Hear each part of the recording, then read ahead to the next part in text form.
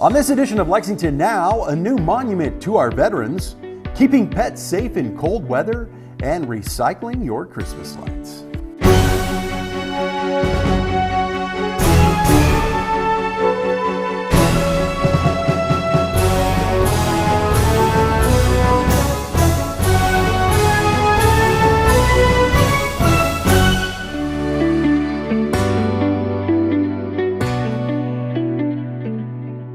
I'm Neil Noah. Welcome to Lexington Now for the week of December 11th, 2023. This past week, a new monument was dedicated in honor and memory of those who have served in the defense of our country at a ceremony in Veterans Park. We are here today to recognize and thank some very brave and honorable men and women. The Kentucky Veterans Hall of Fame recognizes veterans who have committed their lives to serving in our military, and after their armed forces service, they have continued to serve their communities. Founded in 2010, the organization has honored nearly 250 Kentuckians with induction.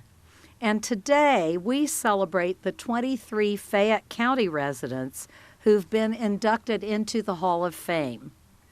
The names engraved on this new monument are the following: Benjamin Adams, Thomas Baker, Pascal Bouty, Troy Bowling, April Brown, Julia Cantrell Martin, David Carter, Douglas Carter Sr., Cortez Day, Don Dixon, Helen Evans, William Gay, Roy Hall, Dean Hammond Jr., Mickey King, Catherine Lee Bucks, Ronald Logan, David Morgan, Leonard Neal, John Shotwell, James Thurman Jr., John Thurston, and Franketta Zelaznik.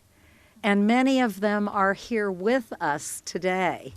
Lexington's honored to have been the home of the Kentucky Veterans Hall of Fame events and ceremonies since 2018. And we look forward to a long partnership with this organization. Good morning, everybody. Just to say a few words, and on behalf of H.B. Deathridge, who could not be here today, I know he's with us in spirit. We thank you all for being here today. Again, thank you, Mayor Gorton, certainly City of Lexington and the council members that are here today for making this monument possible and allowing it to be placed here in Veterans Park. It is truly an honor to address you on this momentous occasion as we express our heartfelt gratitude to those who have served our community selflessly. Today we gather to dedicate a monument that will forever stand as a testament to the unwavering commitment and immense contributions made by our veterans in their civilian lives. As mentioned earlier, H.B. Deathridge was a Vietnam veteran and had a vision back in 2010 to create an organization to recognize Kentucky veterans that wanted to serve their communities after leaving military service. That idea is what we now know as the Kentucky Veteran Hall of Fame. His vision became a reality in 2014 with the first induction ceremony of deserving veterans. The mission of the Kentucky Veteran Hall of Fame implies that it seeks veterans who, quote, continue to contribute to their community, state, and nation in an exemplary manner. These contributions demonstrate selflessness, sacrifice in the areas of professional, civic, veteran advocacy, and political achievements. Since 2014, over 247 veterans have been inducted into the Kentucky Hall of Fame in 54 counties across the Commonwealth.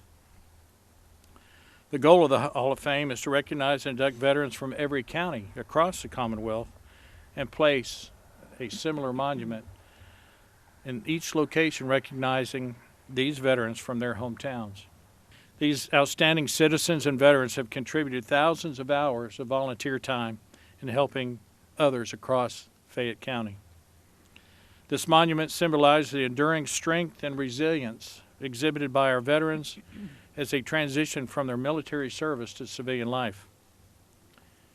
Each one of them faced unique challenges but their determination, their skills, their unwavering spirit have united them in their journey to make a meaningful impact in this community. May this monument forever serve as a symbol of our eternal gratitude and as a reminder of the remarkable strength and resilience that define our veterans. Again, thank you all for being here today to honor these veterans. Thank you. It is indeed an honor to have my name etched on this stone of granite with so many other luminaries that have served this country and served this community. I take it as an honor to have been inducted into the Kentucky Veterans Hall of Fame. And I hope, as I noticed as I was coming up the street there's a elementary school. I hope that those kids, if they ever come to this park, to use this park, that they will see those names and that it will inspire them to do the same. When we leave our shores to serve our country, and we look back, we realize that there's a lot of work to be done. Many of us came back to do the work. The Kentucky Veterans Hall of Fame has honored us by showing that we're still serving our community. So I hope this granite, this slab, this rock here, I hope it inspires others to do the very same. Thank you, Mayor. Thank you very much. As your 4th District Councilwoman, I'm deeply privileged to be here today for the dedication of our Veterans Hall of Fame monument here in Veterans Park. This monument will serve as a reminder of the service, sacrifice, and bravery of our veterans who are part of our community and defenders of our country. Thank you for being here this morning. Colder weather is upon us, and it's a good time to remember that if you're cold this winter, so are your pets. I'm Megan Hawkins, Director of Community Engagement for the Lexington Humane Society. There's always lots of tips and advice that we want to share during the holiday season and during cold weather season. So first and foremost, limit their time outdoors. You know, we like to encourage people, if you're cold, they're cold. So think of that. When you're taking them outside for walks or playtime, be aware of the time and the limit of how long they're staying out there. They can get cold quicker than you realize. And just like we put on layers, feel free to put on layers on your dogs or cats if you're taking them outside. The jackets, the sweaters, even shoes for their little feet. When they come inside, make sure you dry them off so that they're dry and warm. There's nothing residual. If you use any sort of treatment for your sidewalks or driveways, make sure it's pet friendly, you know, salt and ice melt. And when they do come inside, once again, wipe that off of their paws. And this is a big if your pet must stay outdoors for an extended period of time, make sure that they have proper shelter. Don't use blankets, use straw. Straw doesn't freeze when it gets wet, so it's safer for dogs or cats. Make sure they have proper hydration, food and water bowls, plastic bowls so those don't freeze as well. And just check on them often, that's what we ask. If they have to be outdoors, please check on them often. But of course, we want them to be indoors with us because they are members of the family. During the holidays, there's a lot of gatherings, and whether you're going to someone's house or people are coming to your house, you want to make sure that your pet is contained, that it's safe, it's in a safe, calm environment. It's best to just keep things as constant and consistent as possible for them. That will result in the best outcome for you and your pet. If people come over and your pet is around food, it's the same thing we usually preach. No chocolate, no onion, no garlic, no greasy foods. If you give them something, small amounts, moderation, and just make sure to remind that message to other people visiting your household. The same thing for your pets. We want something that doesn't give them an upset stomach or anything like that. And then making sure that your pets have proper identification. And that's the same thing year round, not just cold weather, but if they were to get loose or run away from you, if they're microchipped, if they have a collar and tags, it will be easier to reconnect you with your pet if they were to get lost. This comes up every holiday season. People think, oh, a cute puppy under the tree or a cute kitten like this one would make the perfect gift. No, we definitely discourage people giving pets as gifts. You can make that part of the giving process. Maybe go ahead and pay the adoption fee and present the person with a gift certificate so that then the recipient can go to the shelter and pick out a dog or a cat. Or make the actual visit to the shelter part of the gift and go with them. Again, the person receiving the pet needs to be the one making the decision. It's a big commitment. It needs to be their decision to add the dog or cat to their family or to their household. During year-round, we can always use donations, and those donations are pretty much dog food, cat food, treats, and paper towels. People don't realize the amount of paper towels that we go through here. And I can say at least during the next month or two, we do have an increasing need for dog and cat food in particular. We just have such a huge intake. A lot of animals are currently in our care. It takes a lot to feed them.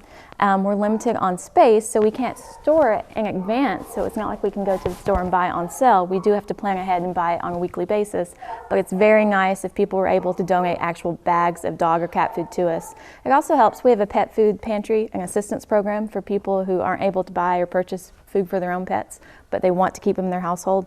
If we have any extra bags on hand, we're able to provide them with that. So it helps if people donate, and we can have that service as well as feed our current dogs and cats. We try to make it as easy as possible for people to donate. They can come to any of our locations, Old Frankfort Pike, PetSmart in Hamburg, and just drop off the donations. You don't even have to walk in the building. You can just leave them at the door, but you're welcome to walk in and see the adorable dogs and cats.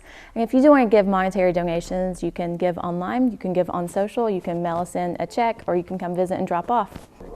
I think it's important to stress not only that people take care of their own pets during the cold weather months, but just be aware and have your eyes and ears open for other pets in the community. If you see someone that's chained up, a dog or cat chained up outside without proper shelter or food or water, or you see one on the loose, then just call our partner organization, Lexington Fayette Animal Care and Control, and that way they can take them in, provide them warmth, provide them care, and take care of them.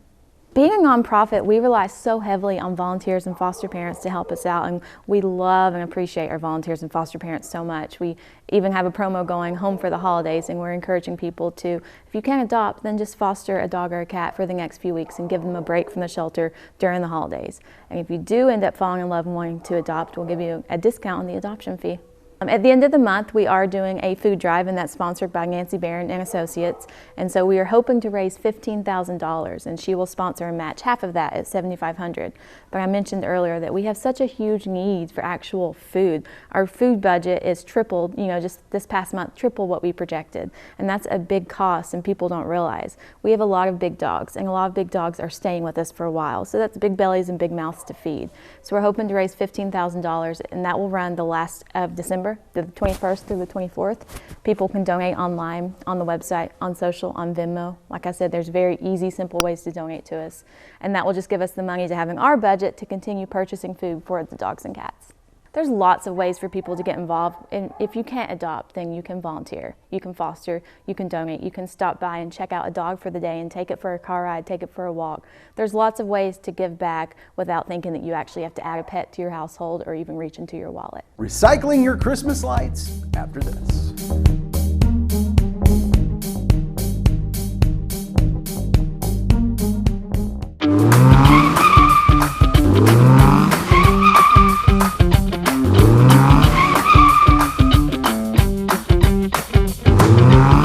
I'm Lieutenant Chris Van Brackle with the Lexington Police Department Traffic Unit. Today we are talking about disability accessible parking and the aisles between those parking places.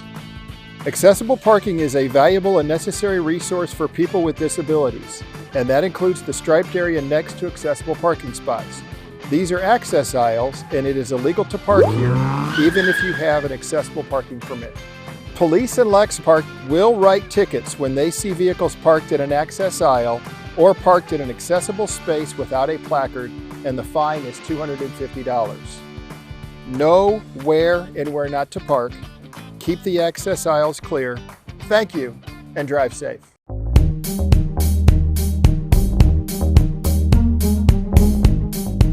Welcome back to Lexington Now. This time of year, twinkling lights are a part of most everyone's celebration of the season. But like most everyone, you're sure to discover that not every strand made it through in good working order.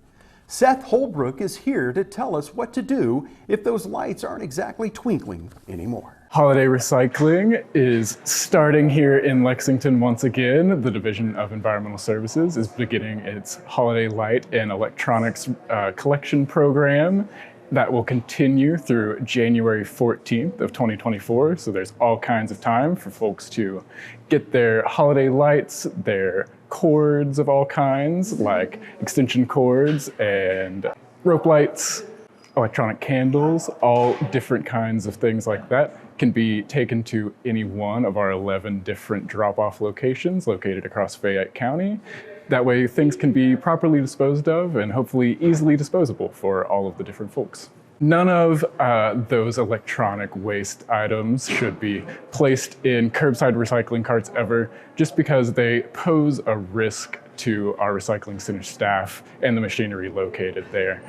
Lights can easily get tangled in the machinery and causing delays and issues with breaking the machinery itself, as well as the electronics posing a safety risk to the staff who work there and deal with all of those items during sorting. So right now, during our electronics recycling program, we're accepting holiday string lights, as well as rope lights, electronic candles, extension cords, things like that, as well as small other electronics like bulbs and things like that. The Electronics Recycling Center, which is open year-round, located on Versailles Road, typically operates 6 days a week, Monday through Saturday, although hours change, especially during the holiday season. It's always recommended that folks visit lexingtonky.gov/ewaste to find out more information about that center.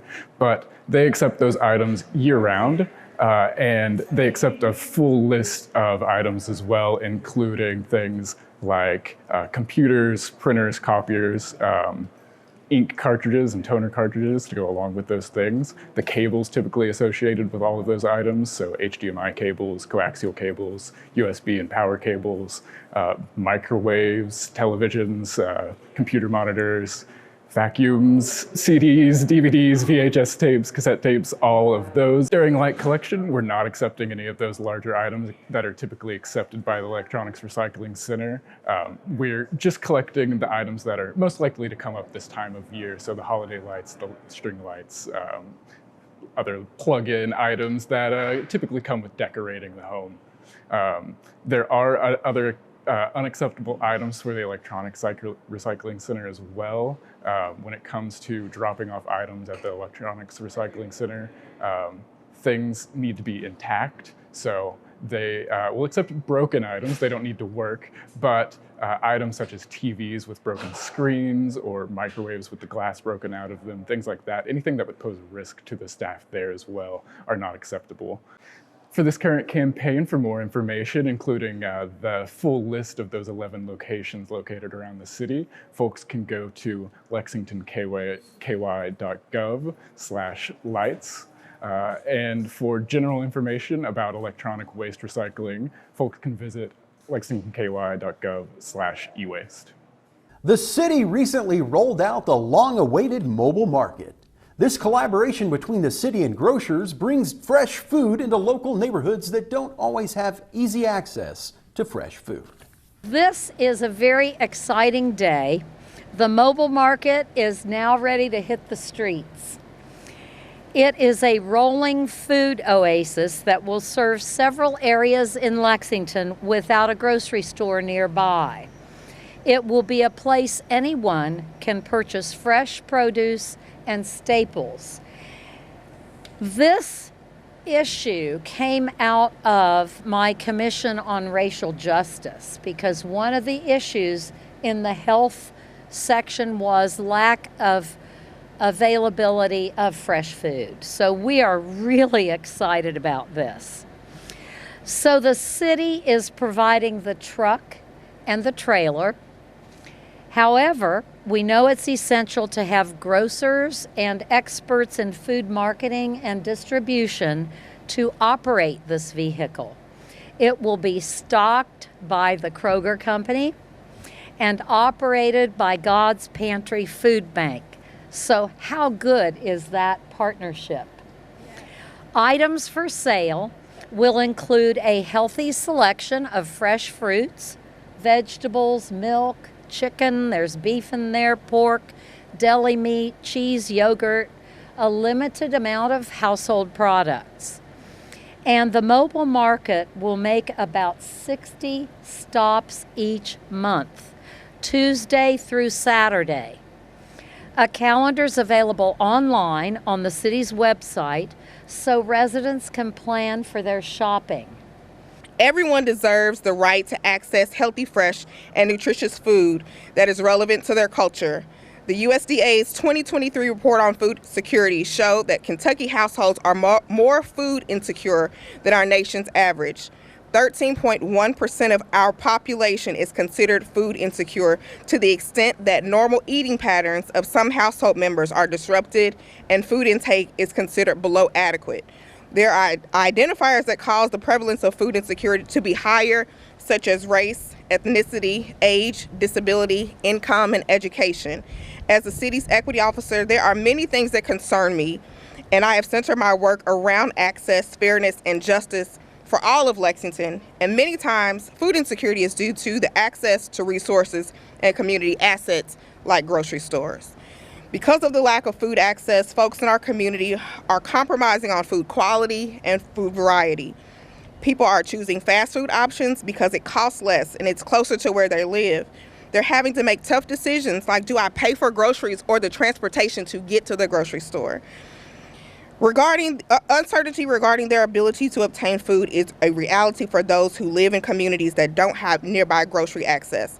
And sometimes this just isn't about access, but about ability to pay for groceries.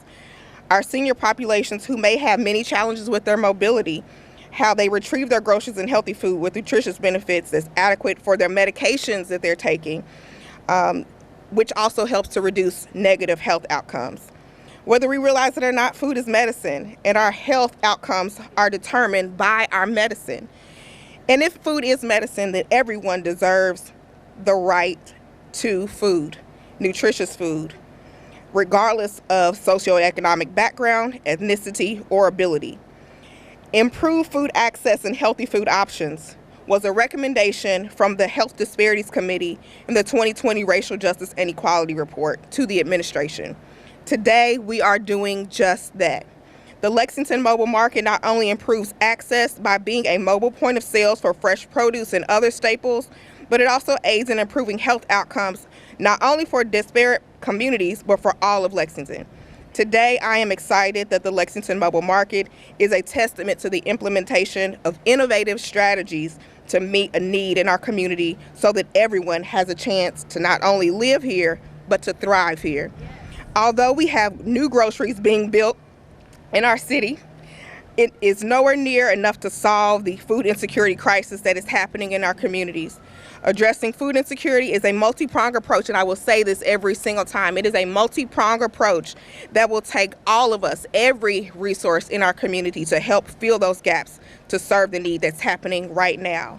And I look at this project as one that works and operates at the speed of now. Our communities need healthy food access now, and the launch of the Lexington Mobile Market represents a significant step toward enhancing convenience, accessibility, sustainability, and most importantly, equity in the realm of grocery access. This program, the Mobile Market, we've been working on for quite some time. The aim of this program is to bring the healthy, nutritious, affordable foods that a lot of our communities simply just don't have easy access to, bring them to the community. So bring them to someone's doorstep, bring them to someone's community center, park, local business or school, wherever those folks are that need help fighting food insecurity. That's the mission of this. It's a very challenging goal, and it's something that we're challenging ourselves to try and meet. But with these partnerships and this, I think this great community that we have, that goal can be met, and I'm really excited to meet that challenge. 3, 2, 1. Cut. Yay! Congratulations. Congratulations. We've got some meetings on Lex TV to tell you about this week, and you can catch all the live gavel-to-gavel action right here and streaming on our website. And you can find all the most accurate and up-to-date information on all city business at lexingtonky.gov. Here's this week's meeting coverage.